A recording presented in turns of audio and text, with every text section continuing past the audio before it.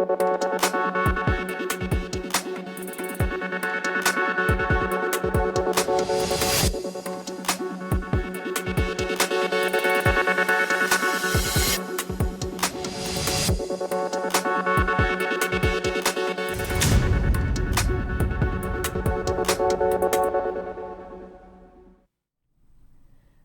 जन टीवी देख रहे हैं आप। मैं श्वेता शर्मा आपके साथ। खबरों की शुरुआत से पहले एक नजर डालेंगे अभी की हेडलाइंस पर।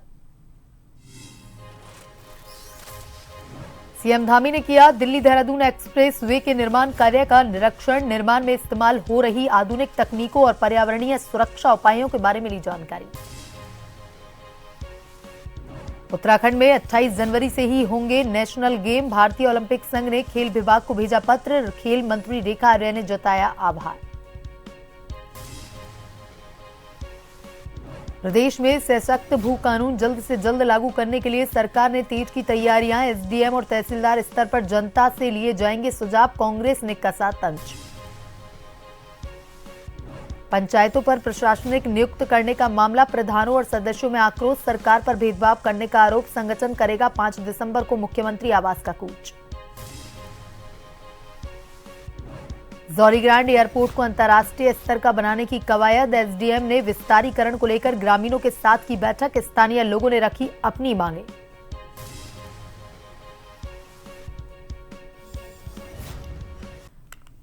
और मुख्यमंत्री पुष्कर सिंह धामी ने दिल्ली देहरादून एक्सप्रेस वे के निर्माण कार्य का स्थलीय निरीक्षण किया। इस दौरान उन्होंने एक्सप्रेस वे के निर्माण में इस्तेमाल हो रही आधुनिक तकनीकों और पर्यावरणीय सुरक्षा उपायों के बारे में अधिकारियों से जानकारी ली।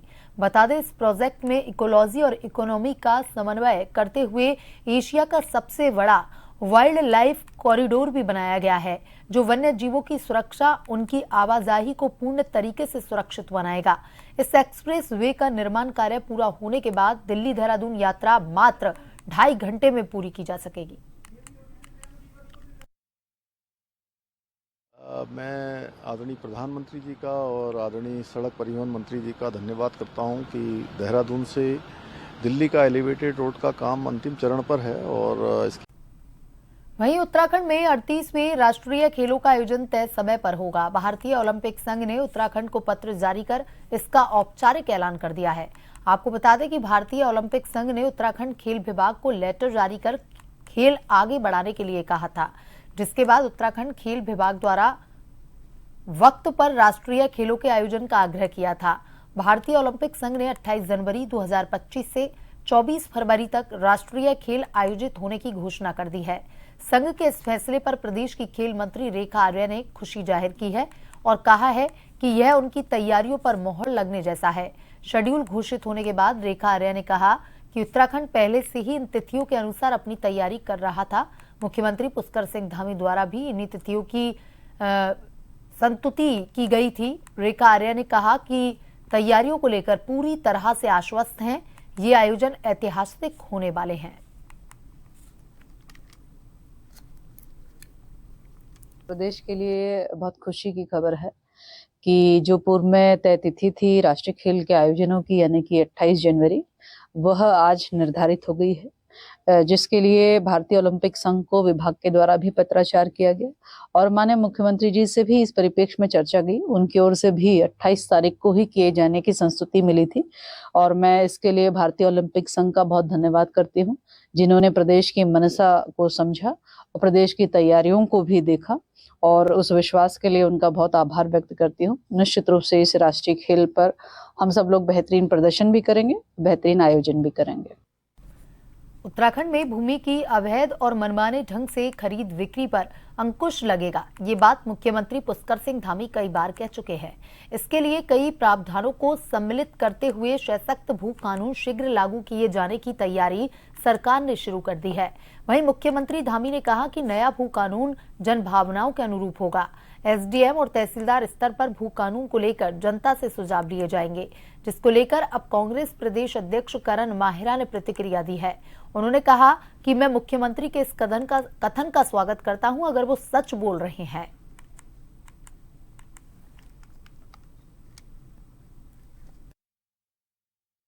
मुख्यमंत्री जी के कथन का मैं स्वागत करता हूं अगर वो सच बोल रहे हैं, क्योंकि जिस तरीके से यूसीसी में ये कहा गया मीडिया से और हम लोगों से कि 2 लाख लोगों से बातचीत हुई है, लेकिन पब्लिक में जाने में पता चला कि 2 लाख लोगों से किसी से बात नहीं हुई। बहुत मेरे ख्याल से शायद ही कहीं कोई इस बात पे कोई चर्चा भी है, और उसी तरीके का कहीं ये भी ना हो। भू कानून मुझे लगता है जनता से करे ना करे, लेकिन भू माफियाओं से जरूर निश्चित ही कुछ ना कुछ बातचीत होगी, मुझे ऐसा लगता है। प्रदेश की जिला पंचायतों में जिला पंचायत अध्यक्ष को प्रशासक नियुक्त करने से निवर्तमान ग्राम प्रधानों व क्षेत्र पंचायत सदस्यों में आक्रोश फैल गया है। पंचायत प्रतिनिधियों ने सरकार पर उनके साथ भेदभाव के गंभीर आरोप लगाए हैं।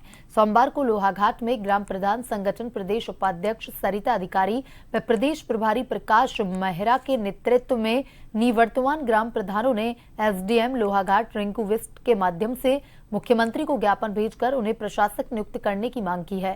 प्रदेश उपाध्यक्ष सरिता अधिकारी और संयोजक प्रकाश मेहरा ने बताया कि ग्राम प्रधान लंबे समय से कार्यकाल बढ़ाने की मांग कर रहे थे, पर सरकार ने उनकी सुध नहीं ली।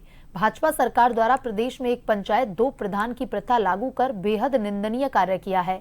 उन्होंने कहा, सरकार ने जिला पंचायत में जिला पंचायत अध्यक्ष को प्रशासक नियुक्त कर ग्राम प्रधानों व क्षेत्र पंचायत सदस्यों के साथ सौतेला व्यवहार किया। पंचायत प्रतिनिधियों ने चेतावनी देते हुए कहा, अगर सरकार जल्द उनकी मांगे नहीं मानती है तो 5 दिसंबर को वे मुख्यमंत्री आवास कूच करेंगे। अब ये तो अंदरूनी उनका क्या चला वो ही जाने, और नहीं तो हमारी ग्राम प्रधानों की हमेशा से मांग थी। जिला पंचायत ट्रस्टी पंचायत ठीक है, हमारे ट्रस्टी वो भी हमारे ट्रस्टी पंचायत में आते हैं, पर उन लोगों को प्रशासक बना दिया रातों रात, और ग्राम प्रधानों को हमेशा धोखे में रखा। या तो पहले ही कहते थे कि हम नहीं बना सकते आप लोगों को, हम उस हिसाब से हम अपना काम करते, उस हिसाब से बजट खर्च कई जी हमारे साथ भेदभाव हुआ है, और ये बहुत दुर्व्यवहार कर रखा है प्रधानों के साथ। हमें बहुत आक्रोशित, क्योंकि प्रधान बहुत आक्रोशित है। हर प्रधान यहाँ आ नहीं सकता, हर प्रधान अपना रोष व्यक्त कर रहे हैं। सारे प्रधानों के ऊपर बहुत आक्रोशित है, जो कि हमें फोन करके भी कह रहे हैं। ग्रुप में भी हमारे ऐसे क्या कहते हैं, ऐसे ग्रुप चलते हैं कि 8-8, 10-10 ग्रुप हमारे चलते हैं। उन ग्रुपों में ऐसी भद्दी टिप्पणियाँ हो रही हैं, तो वो सरकार ने अपने लिए खुद किया। तब से लगातार हम लोग जो है पंचायत के लिए संघर्ष करते रहे, और कोरोना काल में जब 2 वर्ष हमारे खराब हुए तो हमने सरकार से आग्रह किया कि हमारा जो कोरोना काल में 2 वर्ष खराब हुआ है, इसमें हमको काम करने का मौका दिया जाए और हमारा पंचायत का कार्यकाल 2 साल बढ़ाया जाए। लेकिन सरकार द्वारा हिला हिवाली करते हुए बाद में कहा गया कि प्रशासक के तौर पे ग्राम प्रधान को ही वहाँ पर प्रशासक बनाया जाएगा। लेकिन दुख का विषय यह है, जब 27 तारीख को हमारा कार्यकाल खत्म हुआ, 29 को प्रमुखों का कार्यकाल खत्म हुआ, 1 तारीख को जिला पंचायत अध्यक्ष का कार्यकाल खत्म हुआ। जब सबसे पहले हमारा कार्यकाल खत्म होने के बाद हमको प्रशासक न बनाते हुए जिला पंचायत अध्यक्ष को प्रशासक बना दिया गया है। तो हमारा जिला पंचायत अध्यक्ष को प्रशासक बनाने में कोई विरोध नहीं है, बहुत अच्छी पहल है, क्योंकि जैसे पंचायत के प्रतिनिधि हम हैं, वो भी हमसे बड़े पंचायत प्रतिनिधि हैं। लेकिन ग्राम प्रधान जो है जनता से सीधा जुड़ा हुआ होता है। तो हमारा मुख्यमंत्री से आग्रह है, विशेष आग्रह है कि ग्राम प्रधानों और ब्लॉक प्रमुखों को भी प्रशासक के रूप में कार्य करने का मौका दिया जाए, ताकि ग्राम पंचायतों में जो रुके हुए विकास कार्य हैं उनको तेजी से आगे बढ़ा जाए, यही हम कहना चाहते हैं। सीमांत खटीमा विधानसभा क्षेत्र के विधायक भुवन कापड़ी ने कांग्रेसी कार्यकर्ताओं के साथ खटीमा पीलीभीत राष्ट्रीय राजमार्ग की खस्ता हालत को सुधारे जाने एवं मार्ग का नवनिर्माण करवाए जाने की मांग की। साथ ही पीलीभीत रोड स्थित मंडी समिति परिसर के सामने मुख्य मार्ग के किनारे पर धरना प्रदर्शन किया। विधायक भुवन कापड़ी का कहना था कि विगत कई वर्षों से उत्तर प्रदेश से उत्तराखंड को जोड़ने वाले खटीमा पीलीभीत राष्ट्रीय राजमार्ग की हालत खस्ता हो चुकी है, जिसके निर्माण एवं मरम्मत के लिए पूर्व में भी कई बार प्रशासन से मांग की जा चुकी है, परंतु प्रशासन के द्वारा कोई भी ठोस कदम नहीं उठाया गया, जिसके चलते आए दिन राष्ट्रीय राजमार्ग पर दुर्घटनाएं होना आम बात हो चुकी है। हमारी मांग है कि जल्द से जल्द खटीमा पीलीभीत राष्ट्रीय राजमार्ग की मरम्मत का कार्य करवाया जाए एवं इस राष्ट्रीय राजमार्ग के नवनिर्माण हेतु कार्य किया जाए।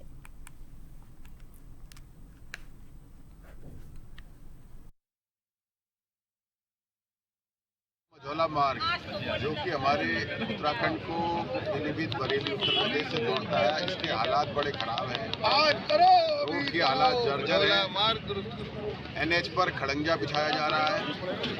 कई एक्सीडेंट होकर लोगों की मौतें हो गई, कई लोग घायल हो गए हैं, और हम लगातार NH के अधिकारियों से बातचीत करके इस निर्माण की बात कर रहे हैं। वो हमेशा जो है कि कुछ दिनों की बात कहकर उठा रहे हैं। आज कांग्रेस पार्टी के नेतृत्व में हमने इस रोड के जल्दी से जल्दी निर्माण को लेकर धरना प्रदर्शन किया हुआ है। जिससे कि क्षेत्र की जनता को असुविधा का सामना न करना पड़े।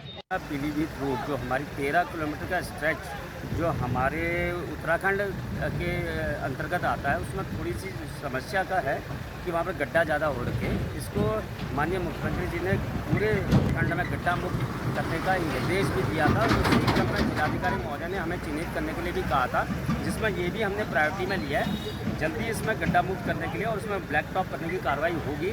आज माननीय विधायक जी यहाँ के और कांग्रेस के कार्यकर्ताओं ने धरना दिया, तो मैंने उनको समझा भी दिया कि हम इसको प्रायोरिटी पे ले रहे हैं और जल्दी से जल्द इसका हम ब्लैक टॉप करवा के सड़क को सही कर देंगे, गड्ढा मुक्त कर देंगे।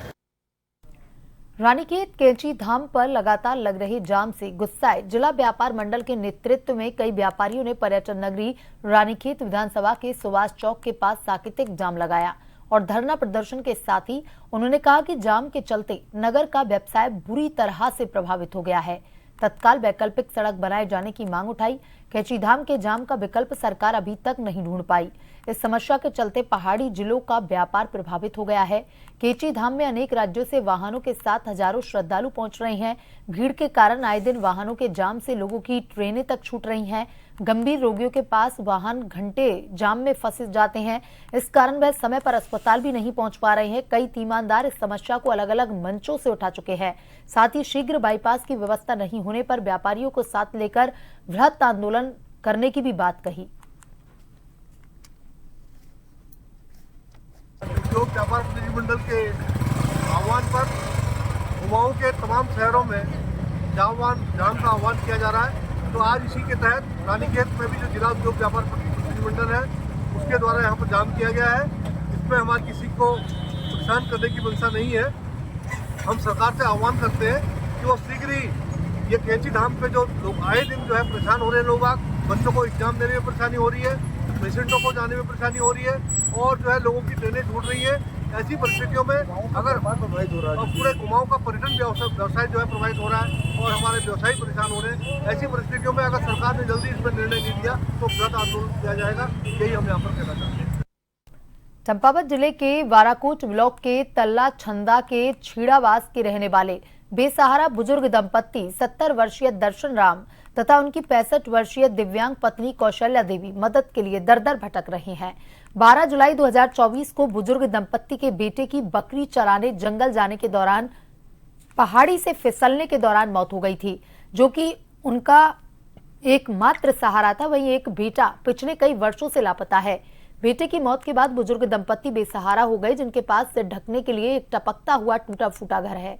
बुजुर्ग दर्शन राम ने बताया कि उन्होंने मुख्यमंत्री धामी जी को चंपावत दौरे के दौरान लगे जनता दरबार में ग्राम प्रधान नारायण की मदद से मुख्यमंत्री को गुहार लगाते हुए प्रार्थना पत्र भी दिया था, पर अभी तक उन्हें कोई भी मदद नहीं मिली। वहीं सोमवार को बुजुर्ग दंपत्ति मदद की आस लेकर के एसडीएम लोहाघाट रिंकू विस्ट के दरबार में पहुंचे तथा मदद की गुहार लगाते हुए प्रार्थना पत्र भी दिया। एसडीएम रिंकू विस्ट ने भी मामले का संज्ञान लेते हुए बीडीओ वाराकोट को बुजुर्ग दंपत्ति को पारिवारिक लाभ योजना, अटल आवास तथा अन्य योजनाओं के लाभ देने के निर्देश दिए। साहब, ये बुजुर्ग हमने आपके पास आपके माध्यम से इनकी आवाज को पहुंचाया जाए। सरकार को तुरंत आर्थिक सहायता देनी चाहिए थी। तो अभी ये आपके प्रयासों से हमें लगता है कि अतिशीघ्र मिल जाएगी। सीएम से भी ये पहुंचाएंगे हम आपके माध्यम से, या परसों जो दौरा हो रहा है उसमें रखेंगे मांग को। सीएम साहब अति आवश्यक में वो जांच करेंगे। कुछ भी नहीं हुआ सहारा इनके पास। 2 लड़के थे, एक लड़का 12 साल की उम्र में गायब नहीं आया। एक सहारा ये था जो बेचारा लेबरी करता था, तो बूढ़े माँ बाप है, इनका सहारा कुछ नहीं। माँ विकलांग है इनकी, तो ये छुट्टी में था, लेबरी करता, छुट्टी को ग्वाला गया था, तो शायद वहाँ पिछड़ा पहाड़ी से गिर के वहीं on the spot he death होगी उसकी। तो उसके बाद इनने सीएम साहब को, एसडीएम साहब को, ब्लॉक प्रमुख विधायक जी को सभी जगह इनने अपना कागज जो भी था वो लगाया, तो आज तक इनको कुछ नहीं मिला है। 4 महीने गुजर चुके हैं। तो सरकार से हमारा यही निवेदन है कि बुजुर्ग आदमी कंडीशन इनकी बहुत दयनीय है, तो इनको कुछ सहारा तो होना चाहिए, मिलना चाहिए इनके चाहते सहायता मिलनी चाहिए। जैसे इनकी आर्थिक मदद होनी चाहिए रहने के लिए, जो कि इनके पास मकान घर तक नहीं है। अब जैसी स्थिति में खुद अगर प्रशासन अगर इनको एक बार